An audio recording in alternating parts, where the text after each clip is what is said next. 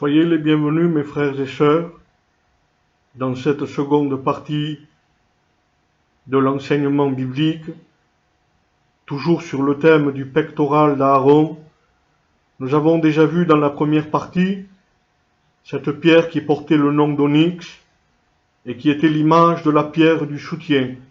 Nous avons vu à travers elle que le Dieu d'Israël n'est pas un Dieu qui abandonne, qui lâche, mais c'est un Dieu qui soutient, qui porte son peuple sur son dos, comme un aigle porte ses petits sur son dos.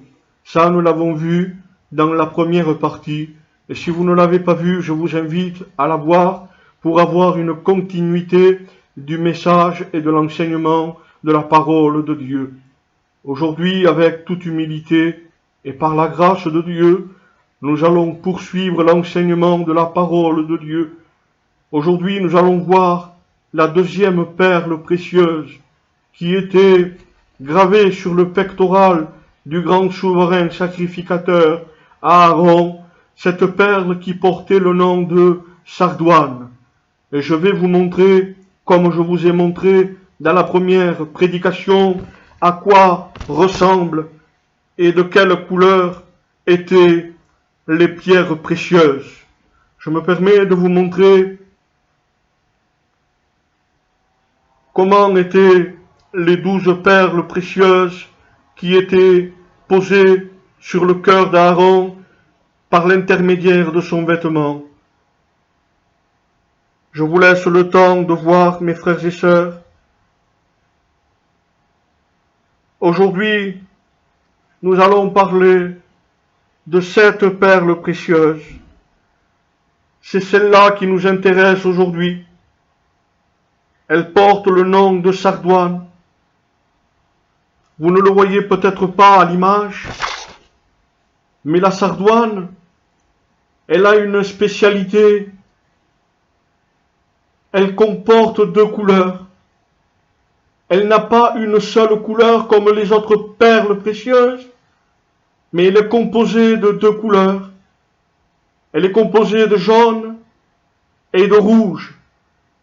Et mes frères et sœurs, je voudrais m'arrêter un court instant en vous disant que lorsque vous mélangez ces 2 couleurs, le jaune et le rouge, lorsque vous les faites fusionner ensemble, cela va nous parler de 2 grandes vérités, de 2 grandes vérités fondamentales dans la parole de Dieu, dans la Bible. Voilà pourquoi il est important de s'arrêter sur chaque détail que la Bible mentionne. On ne peut pas supprimer un seul iota, qui est la plus petite des lettres de la parole de Dieu. On ne peut pas, parce que tout est inspiré et voulu de Dieu. Tout est un enseignement qui est à notre portée. À nous de creuser, à nous de fouiller pour découvrir les trésors de Dieu. Ces 2 couleurs mélangées ensemble, nous allons voir la première couleur, c'est la couleur rouge. Comme vous l'avez vu, comme je vous l'ai montré sur le pectoral, vous avez vu que cette perle tirait du côté rouge. C'est la première couleur que nous allons voir et que nous allons détailler. Si vous êtes des amateurs de la Bible, de la lecture de la Bible, vous avez déjà compris de quoi je vais parler lorsque je mentionne la couleur rouge. Souvenons-nous de cette femme Rahab. Lorsque l'armée d'Israël est rentrée pour détruire le pays ennemi qui était en face, cette femme Rahab qui auparavant avait trouvé un accord avec les Juifs, avec les Hébreux, en disant « Épargnez ma maison, sauvez ma maison, comme je vous ai épargné, comme je vous ai caché, épargnez ma maison, ma famille. » Et les Israélites lui ont donné l'ordre à suivre, la marche à suivre. Et cette femme a écouté parce qu'elle savait que le salut de sa maison dépendait de ce qu'elle allait faire. Et la Bible nous dit, écoutez bien, que cette femme a mis sur sa fenêtre un cordon, pas de n'importe quelle couleur, mais elle a pris le soin d'écouter les conseils des Hébreux, elle a mis un ruban de couleur rouge à la fenêtre de sa maison. Et vous allez comprendre pourquoi. Lorsque les Israélites sont rentrés dans le pays et que les premières maisons ont commencé à tomber, que les premiers soldats ont commencé à tomber, ils se sont confrontés, ils ont été face à face avec la maison de Rahab. Mais lorsqu'ils ont vu les Hébreux, lorsqu'ils ont vu le cordon rouge qui pendait sur la fenêtre de Rahab, ils ont épargné cette maison. Ils ne l'ont pas détruite, elle n'est pas tombée, elle est restée debout. Et Rahab et sa famille ont été épargnés de la mort. Pourquoi je vous parle de ça? Parce que la couleur rouge est en train de nous parler du sang. Et lorsqu'on parle du sang, on parle de pardon, on parle de grâce, on parle de régénération. S'il y a une condamnation qui pèse sur moi, s'il y a une malédiction qui pèse sur moi, il y a le sang. Et le sang, c'est ce qui empêche Dieu de me briser à cause de sa colère. Parce que ce n'est pas le sang d'un bouc, ce n'est pas le sang d'un agneau, mais c'est le sang de son Fils, Jésus de Nazareth, qui coule sur la croix du calvaire pour toute l'humanité. Ce n'est pas simplement que pour une Rahab, mais c'est pour toute l'humanité que le sang du Christ a coulé sur la croix pour nous épargner de la colère de Dieu. Oui, je vous le dis, il y en a beaucoup dans le monde qui vont tomber, des maisons qui vont être détruites, des armées entières qui vont tomber. Mais ceux qui ont le ruban rouge, qui est l'image du sang de Jésus, ceux qui ont ce ruban rouge sur le linteau des portes, une image qui nous est donnée dans le livre de l'Exode, et qui est l'image de la croix, du sang de la croix, eh bien ceux qui sont marqués par le sang de la croix conserveront la vie. Voilà ce qu'est en train de nous dire cette couleur rouge. Elle nous parle de la justification de Jésus. Je suis un pécheur, privé de la gloire de Dieu. Il y a un acte de propriété que Satan possédait entre ses mains. Et cet acte stipulé, marqué, que toute l'humanité lui appartenait. Mais je bénis la grâce de Dieu, parce que Jésus à la croix a pris l'acte qui nous condamnait, cet acte qui disait que nous appartenions à Satan, que nous étions les ennemis de Dieu. Il a pris cet acte et il l'a cloué sur la croix du calvaire. Et aujourd'hui, nous ne sommes plus, vous êtes plus la propriété du diable, mais vous êtes la propriété de Dieu, parce que lui vous a racheté. Ah, Pierre l'avait compris. Pas à prix d'or, ni de diamants, ni de perles précieuses, ni avec de l'or. Mais il a payé avec son sang, avec ses meurtrissures, avec ses mains, ses pieds, cette couronne d'épines qu'on lui a mis. Philippiens 2, verset 6, il nous dit que Jésus s'est dépouillé de toute sa gloire, de toute sa royauté. Il est devenu plus bas qu'un simple serviteur sur la croix. Pour vous et pour moi, lui qui était le roi des rois, la perle de grand prix, tout est à lui dans le ciel. Il s'est fait pauvre, il s'est dépouillé de sa gloire pour nous justifier et pour mourir sur le bois de la croix.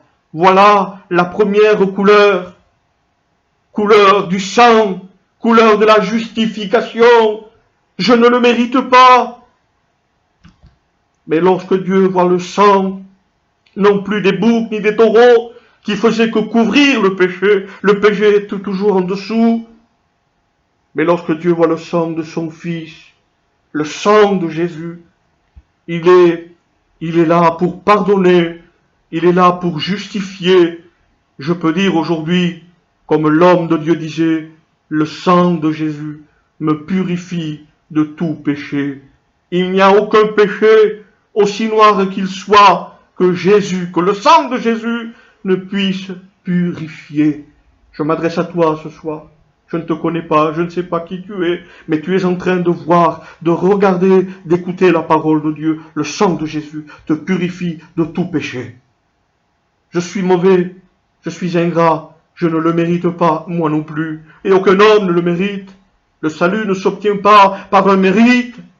Le salut, c'est le plus grand cadeau que Dieu ait fait à l'humanité. Voilà la première couleur, rouge, qui est l'image du sang de Jésus sur le bois de la croix. Mais je vous ai dit que cette pierre, elle était mélangée à une deuxième couleur. Elle était mélangée avec du jaune. Et le jaune nous parle aussi de quelque chose. Le jaune a un message à nous donner. La pierre de sardoine est la deux couleurs, souvenez-vous, rouge, couleur du sang, du rachat de Jésus. Et le jaune, c'est la couleur de la justification. Couleur de la justification. Le jaune, c'est l'image de l'or. Couleur de la justification. Jésus nous justifie. Peut-être tu te dis, moi j'en ai trop fait. J'ai commis, j'ai fait. Ce n'est pas pour moi. Eh bien laisse-moi te dire, mon ami, toi qui écoutes cet enseignement de la parole de Dieu, cette pierre est composée de deux couleurs.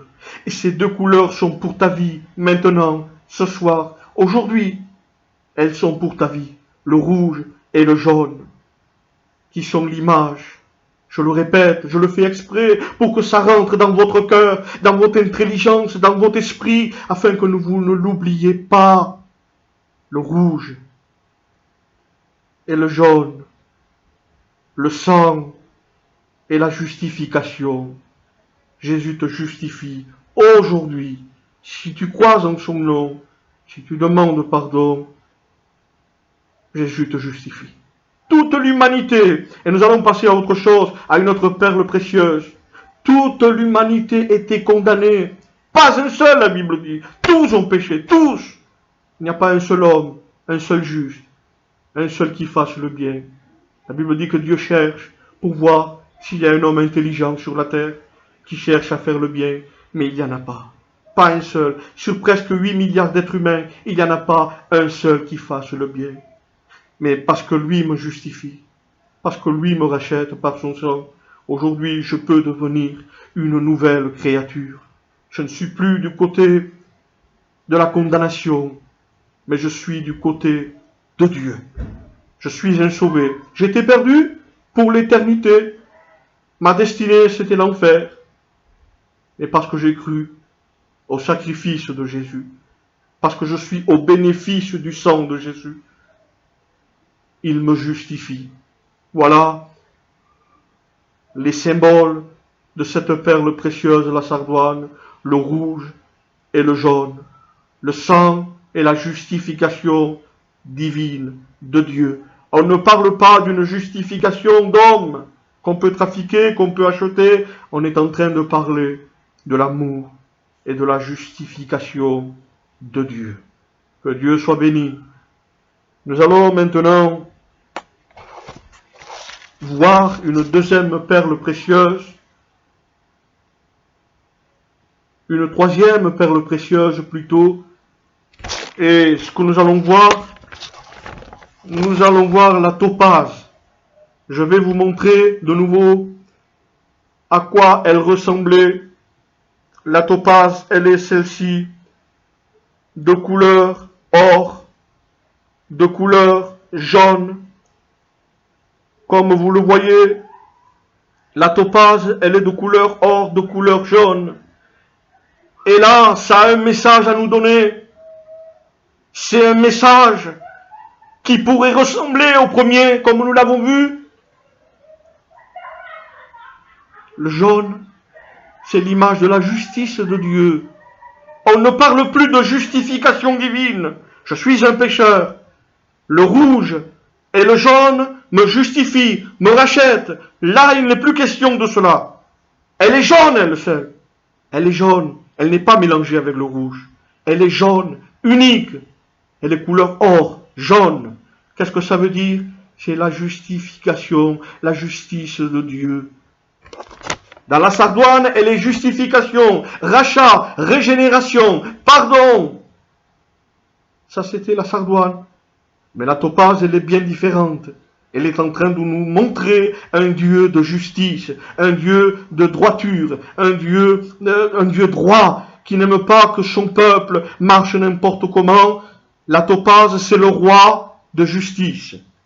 Voilà ce que signifie cette perle précieuse qui est aussi incrustée dans le pectoral d'Aaron.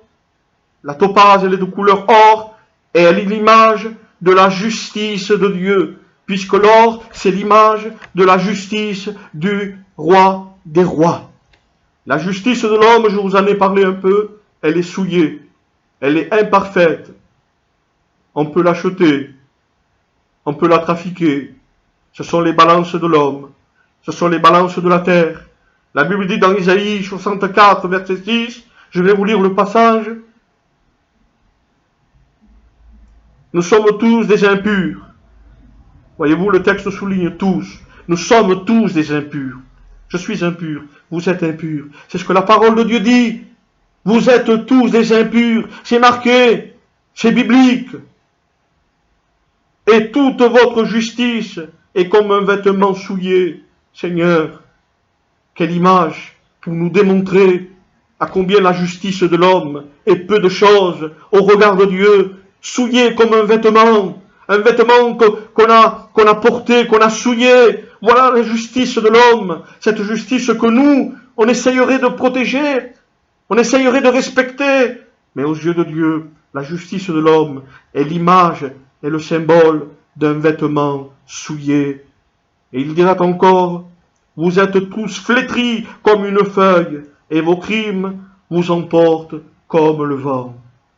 Comme le vent. Voilà ma justice aux yeux de Dieu. C'est une justice faible, une justice qui n'est pas justice. Elle est injuste, parce que c'est ma justice. Je suis capable, devant un problème, de donner tort à celui qui a raison, et de donner raison à celui qui a tort. Je suis comme ça, nous sommes comme ça. C'est notre justice. C'est un vêtement souillé. Mais la justice de Dieu, ouvrez vos oreilles, la justice de Dieu est équitable. C'est-à-dire qu'elle ne vacille pas, elle ne change pas. On ne peut pas la partager. La justice de Dieu, elle est droite comme une ligne. La justice de Dieu, elle est vraie. La Bible dit qu'il juge. Dieu juge avec équité. C'est-à-dire que Dieu, lorsqu'il juge, il ne fait pas de favoritisme. Bien souvent, on en a fait favoritisme, qui est un péché au regard de Dieu. Parce que c'est quelqu'un que je connais, que j'aime, de ma famille, je ferme les yeux. Mais Dieu ne fait pas comme ça. Dieu n'agit pas comme nous. Dieu n'est pas un homme. Dieu est Dieu. Et sa justice est équité. La Bible dit qu'il s'habille. Dieu s'habille. C'est une image, bien sûr, pour nous faire comprendre la justice de Dieu. Dieu s'habille comme d'un manteau de justice. Il est habillé par un manteau de justice. C'est-à-dire que lorsqu'on le voit, on ne voit que sur lui une justice véritable, une justice qui pèse à la balance de Dieu, puisque la Bible dit que le poids juste lui est agréable. Ne soyons pas des balances fausses aux yeux de Dieu. Ne soyons pas des balances trafiquées, nous qui sommes l'Église de Dieu. La Bible dit, et je vais terminer la deuxième partie, la Bible dit, je suis saint, soyez saints. Moi, j'ai du mal à comprendre cette parole, parce que tant que je ne suis pas rentré dans le ciel, je pécherai toujours. Je ferai toujours quelque chose de mal aux yeux de Dieu.